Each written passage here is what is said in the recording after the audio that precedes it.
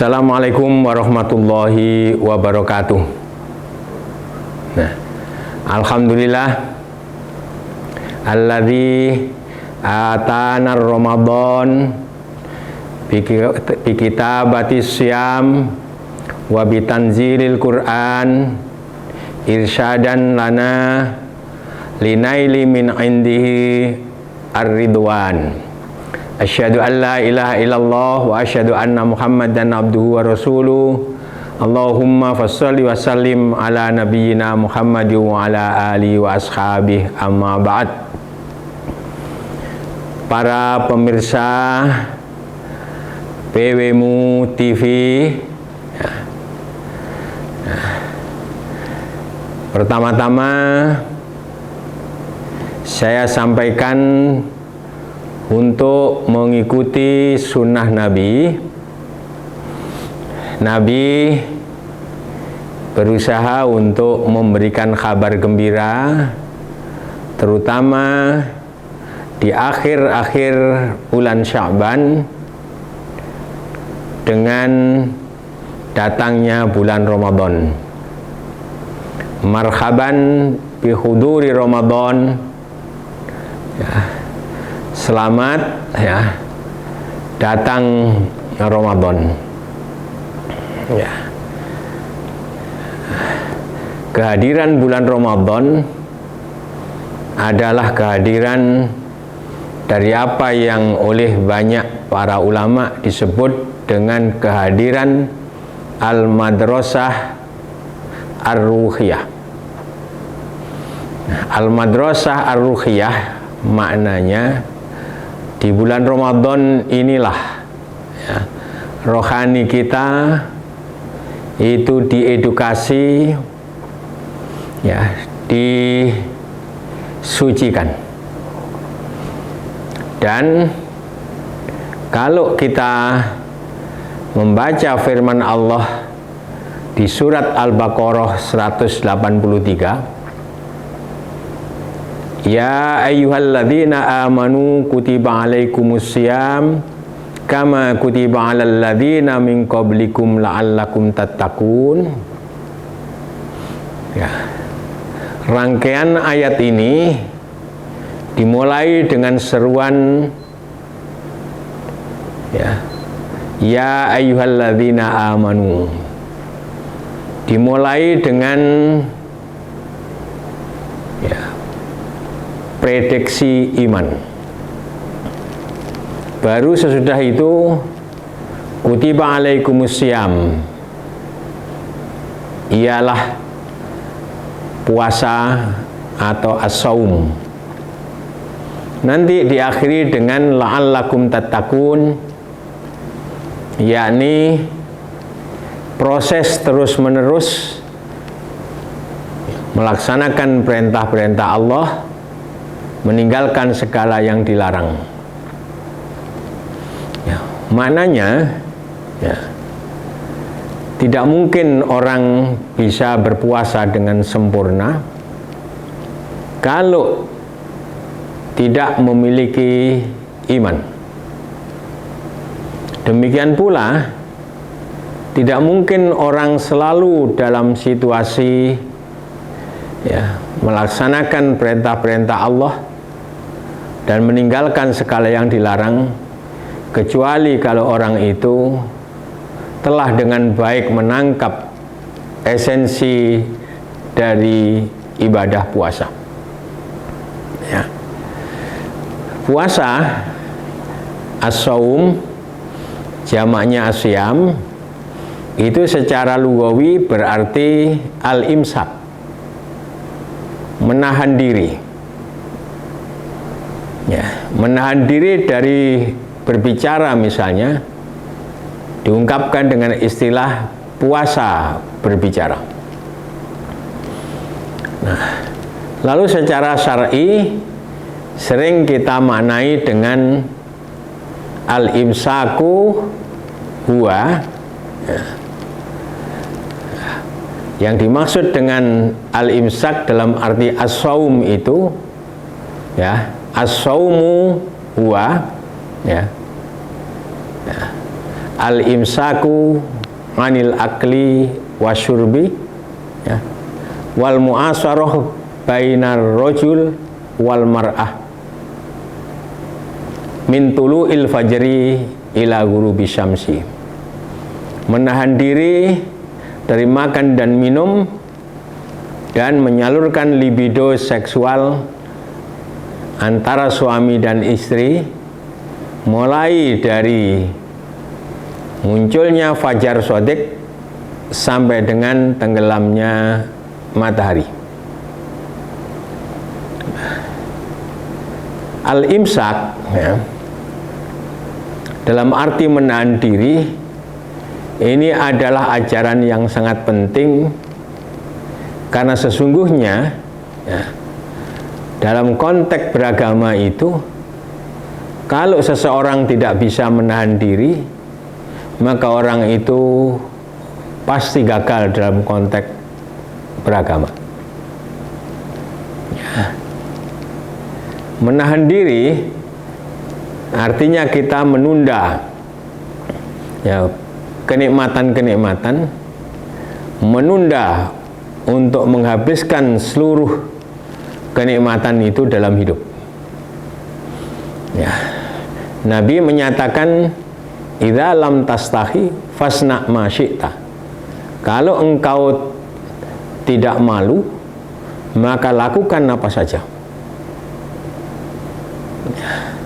Bukankah, ya, kenikmatan tertinggi itu adalah ridho Allah?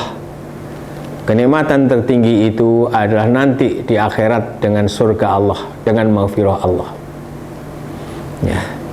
Tapi kalau kita tidak bisa menahan diri, mau mereguk seluruh kenikmatan-kenikmatan duniawi ini, pasti kita akan melanggar banyak aturan-aturan Islam ini. Ya. Nah, pada dasarnya yang seperti inilah, ya, asas dari keberagamaan seseorang itu bisa menjadi baik atau sebaliknya, tergantung apakah seseorang itu memiliki kemampuan untuk menahan diri, ya, ataukah kemudian tidak. Iman mendasari ini semuanya, karena ibadah puasa ini adalah ibadah yang bersifat salabiyah, yakni ibadah yang bukan dengan mengerjakan, tapi dengan meninggalkan, yakni meninggalkan makan dan minum, termasuk menyalurkan libido tadi itu. Kalau tidak ada dasar iman, kita bisa bersembunyi dari manusia, kita bisa bersembunyi dari banyak mata, ya. Tapi kalau kita sadar bahwa kita selalu kemudian dilihat oleh Allah Subhanahu wa Ta'ala, maka inilah bagian dari iman terpenting kita, menyadari dimanapun dan kapanpun kita berada, selalu kita ini, ya, dilihat, ya, dinilai oleh Allah Subhanahu wa Ta'ala. Nah, al-imsak itu juga bermakna di dalamnya ada investasi, ya, investasi. Orang yang berinvestasi itu adalah orang yang sebut saja menyisihkan sebagian hartanya, ya, untuk diinvestasikan supaya berkembang dan berkembang. Ketika menginvestasikan sesuatu, itu maknanya kita menahan diri dari menghabiskan sesuatu itu. Dan dengan investasi itu punya peluang besar, ya, harta kita akan berlipat-berlipat. Ini pelajaran yang juga penting dalam konteks Ramadan, dalam konteks berpuasa, ya. Mengapa kemudian ketika kita berbuka itu hampir pasti itu selalu nikmat. Ya, sebabnya kita telah menginvestasikan, ya, menahan lapar dan haus itu, ya. Boleh jadi ketika pagi sampai jam 11 masih belum terasa, jam 11, 12 sampai seterusnya itu sudah terasa lapar, tapi kita tunda. Maka ketika berbuka itu, maka kegembiraan kita muncul di situ, maka, ya, hampir pasti segala yang kita makan itu nikmat. Demikian pula dalam konteks kehidupan kita di akhirat. Di sini kita menahan diri untuk banyak hal, nanti kemudian kita dipuaskan oleh Allah sepuas-puasnya dalam kehidupan kita di akhirat. Untuk konteks semuanya itulah kemudian ya, ketika nafsu kita menjadi gravitasi kuat menarik diri kita, maka tidak bisa tidak kita harus melakukan apa yang disebut dengan tazkiyatun nafas. Tazkiyatun nafas itu mensucikan, membersihkan ya nafsu-nafsu kita ya, untuk tadi itu mereguk kenikmatan dunia itu sebanyak-banyaknya, sepuas-puasnya. Maka insya Allah dengan cara yang seperti itulah tazkiyatun nafas itu bisa kita lakukan di dalam konteks yang kita sebut dengan al-madrasah ar-ruhiyah tadi itu. Sebagian para ulama menyimpulkan bahwa yang terpenting dalam puasa itu yaitu tazkiyatun nafas itu. Dengan tazkiyatun nafas itulah tercapai apa yang dikatakan oleh misalnya Yusuf Al-Qaradawi di dalam fiqh siyamnya ya, dengan menyebut puasa itu hikmahnya antara lain adalah i'la'un lil janibir ruhiyyi alal janibil madiyyi lil insan, yakni meninggikan, mengangkat ya sisi rohani manusia di atas sisi jasmaninya. Karena sesungguhnya manusia ini menjadi manusia itu bukan karena aspek fisikalinya, tapi kepada manusia lalu ditiupkan ruh yang disebut dengan ruhullah, disebut dengan ruhuh ya, atau kemudian disebut dengan ruhi kata Allah. Maka lalu kita menjadi kholqon akhir, menjadi makhluk yang tidak sama dengan makhluk-makhluk yang lain. Maka disitulah eksistensi real manusia itu dimulai. Nah, maka menjaga dimensi ruh ini menjadi bagian penting dari perjalanan keagamaan kita, bahkan perjalanan kemanusiaan kita. Ya, banyak para pemikir-pemikir Islam menyimpulkan sesungguhnya manusia itu ya dimensi rohaninya itu, jiwanya. Kalau jiwanya bagus, rohaninya bagus, dipenuhi dengan ketenangan, maka punya implikasi-implikasi terhadap tubuhnya. Ibnu Sina misalnya menyatakan dengan pernyataan yang berlawanan dengan Aristoteles yang menyebut mens sana in corpore sano, yang diterjemahkan dalam bahasa Arab dengan ungkapan al-aqlus salim fil jismis salim. Ya, jiwa yang kuat, jiwa yang sehat terdapat pada tubuh yang kuat, tubuh yang sehat. Maka dibaliklah oleh Ibnu Sina dengan mengatakan al-jismus salim fil aqlis salim. Tubuh yang sehat itu terletak pada jiwa yang kuat, pada jiwa yang sehat. Ya. Berbeda dengan ini ya, itulah yang dikatakan oleh Ibnu Sina. Maka dalam ilmu kedokteran, dan salah satu tokoh ilmu kedokteran Islam adalah Ibnu Sina. Ya, dia menulis Al-Qanun fit Tib. Ya.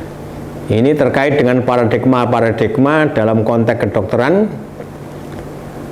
Sebelum itu dia juga menulis yang disebut dengan Kitabus Syifa, yakni buku yang membicarakan bagaimana orang dapat kesembuhan dari Allah Subhanahu wa Ta'ala. Yang di dalam Kitabus Syifa itu ada Kitabun Nafas, yaitu bab mengenai jiwa atau ilmu yang disebut dengan ilmu jiwa. Maka dimulai dari situlah kemudian baru ya terkait dengan Al-Qanun fit Tib tadi itu dikembangkan. Nah, ketika kemudian pengetahuan Islam itu masuk ke dunia barat, maka dimensinya mengikuti paham Aristoteles tadi. Baru belakangan inilah muncul ya paradigma baru mengikuti paradigma dari Ibnu Sina tadi, sehingga kita lalu mengenal ilmu kedokteran barat pun lalu menampung, bahkan meletakkan seperti pada masa lampau dunia Islam meletakkan ya pentingnya lebih dulu memulai dengan tazkiyatun nafas, memulai dengan pembersihan jiwa, ya, membersihkan rohani, ya, dan memberikan ya pada rohani kita ketenangan, ketentraman dan sebagainya. Maka insya Allah ya, kalau jiwa kita kuat, kalau jiwa kita ini tentram, kalau hati kita ini kemudian sudah dikokohkan oleh Allah, maka insya Allah itu akan punya pengaruh yang dahsyat ke dalam konteks kesehatan fisik kita. Termasuk kita memohon kepada Allah, Allahumma tsabbit qulubana ala dinika. Ya Allah, kokohkanlah jiwa kami ini ya, untuk selalu ya berada pada garis agamamu. Maka ini juga bagian dari memperkokoh itu. Maka melalui ya marhaban bi huduri Ramadan atau marhaban ya Ramadan ini ya, yang hari ini kita masuk pada hari pertama puasa kita ya, tanggal 1 Ramadan ini, maka ini semuanya mengikuti pada pola Nabi, kita diberikan, kita mendapatkan kegembiraan. Moga-moga kita lulus memasuki Al-Madrasah Ar-Ruqyah ini, dan moga-moga semakin hari semakin tahun ya, semakin jiwa kita kokoh, semakin ketenangan batin kita ini terpenuhi dengan baik, dan moga-moga akhirnya kita dipanggil oleh Allah sebagai orang-orang yang sukses mengendalikan nafsunya, mensucikan jiwanya. Ya ayyatuhan nafsul mutmainnah, irji'i ila rabbiki radiyatan mardiyah, fadkhuli fi ibadi wadkhuli jannati. Wahai jiwa yang telah tenang, ya ayyatuhan nafsul mutmainnah, irji'i ila rabbik, kembalilah kepada Tuhanmu, ya. Irji'i ila rabbik, ya, kembalilah kepada Tuhanmu, ya. Masuklah ke dalam kelompok hamba-hambaku dan masuklah ke surgaku. Moga-moga itu yang kita dapatkan, dan ya insya Allah melalui tayangan PWMU TV ini yang terutama terkait dengan Lazismu Jawa Timur channel bersama PWMU TV ini ya, dengan tema Ramadan tangguh, zakat tumbuh, ya, lalu Indonesia tangguh, Indonesia teguh, ya, Indonesia dikukuhkan oleh Allah Subhanahu wa Ta'ala. Dan inilah bagian dari khidmat Muhammadiyah ya, li'i'la'i kalimatillah, li'i'la'i dinillah, ya, li'i'la'i millatillah, dan sekaligus li khidmatil ummah, li khidmatis sya'ab, dan li khidmatin nas jami'an fi kulli ankhai ardillah. Moga-moga Allah menolong kita. Nasru minallah wa fathun qarib. Wassalamualaikum warahmatullahi wabarakatuh. Mengalirkan cinta untuk hamba lainnya yang lebih berhak menerima, seperti sebulir benih padi tumbuh menjelma berlipat kali. Allah menitipkan rezeki yang kan jadi berkah berlimpah untuk sesama. Bersama Lazismu